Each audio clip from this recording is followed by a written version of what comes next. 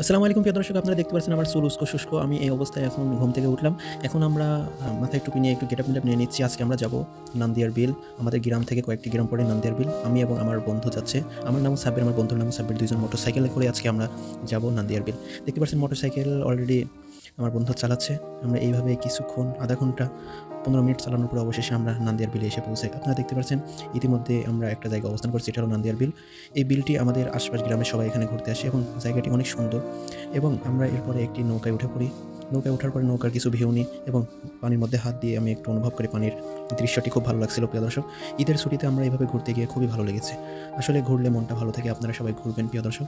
দেখতে পাচ্ছেন আমি এবং আমার বন্ধু দুইজন বসে আছি এবং আমি কিছুক্ষণ সামনে গিয়ে দাঁড়ালাম এবং বাইরের দৃশ্যগুলো দেখতে থাকলাম।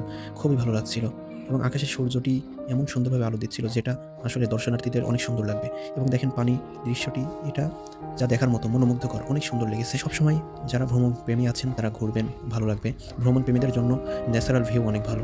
যদি নিজেকে জানতে চাও তাহলে সবুজে মিশে যাও। এরপরে আমরা ঘোরা শেষ হলে আমরা নৌকা ভ্রমণ শেষ করে আমরা আবার চলে আসি নান্দিয়ার বিলের সেই স্পট। এরপর আমরা এখানে এমন একটি জিনিস দেখতে পারি, এখানে সবাই বল ছুঁড়ে মারছে এবং বল ছুঁড়ে যদি মারতে পারে তাহলে একটা স্পিড। অতঃপর সাব্বির খেলা শুরু করেছে, আমাকে বলছে তুইও খেল। আমি খেলতে চাচ্ছিলাম না, পরে আমিও খেললাম। এরপরে এটা বল ফিলিং পাইছি বুঝছেন, অনেক কষ্ট পার সম্ভব নাই। ফেলছে কে ফেলছে এই যে হুজুর হুজুর স্টক ভালো বুঝছেন। এরপর আমরা ব্রিজের উপরে উঠে পড়ি এবং সেখানে উঠে উপরে ভিউ দেখতে থাকি। প্রচুর রোদ ছিল আকাশে, এই কারণে আমাদের শরীর ক্লান্ত এবং রোদে ঘেমে গিয়েছে। এজন্য আমরা দুইজন একটি করে শরবত খেয়ে নিই এবং শরবত খাওয়ার পরে অপোজিটে আরেকটি ব্রিজ রয়েছে, আমরা সেই ব্রিজে চলে যাই। এবং সেই ব্রিজে যাওয়ার পরে যে কাহিনীটি ঘটে, যেটা খুবই হাস্যজনক। একজন বাদাম বিক্রেতা সামনে আসে এবং আমরা তাকে বলি আপনি যদি বাদাম বাদাম গানটা বলতে পারেন আপনার কাছ থেকে বাদাম নিব। তোমরা বাদাম ভাজা খাও মাত্র 10 টাকা প্যাকেট। টুকটাক করে খাওয়ার ঘোরাফেরা করো মাত্র 10 টাকা প্যাকেট।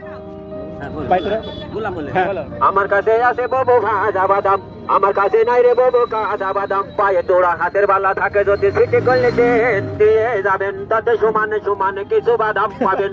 বাদাম বাদাম ববো ভাজা বাদাম, আমার কাছে নাই রে ববো কাঁচা বাদাম, আমার কাছে আছে শুধু ভাজা বাদাম। মোবাইলের বডি গোল্লা 5 টাকা দাম, তাতে সমানে সমানে কিছু বাদাম পাবেন।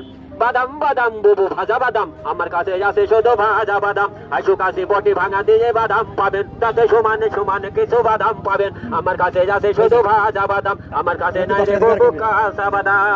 এখানে একটা হাসির বিষয় হয়, যখন বাদাম বাদাম গানটি বলছিল সবাই তাকিয়ে তাকিয়ে দেখছিল আর হাসছিল। এরপর আমরা কিছুক্ষণ সেখানে বিকেলের ভিউ নিই, অতঃপর আমরা আবার বাসায় ব্যাক করি। সবাই ভালো থাকবেন।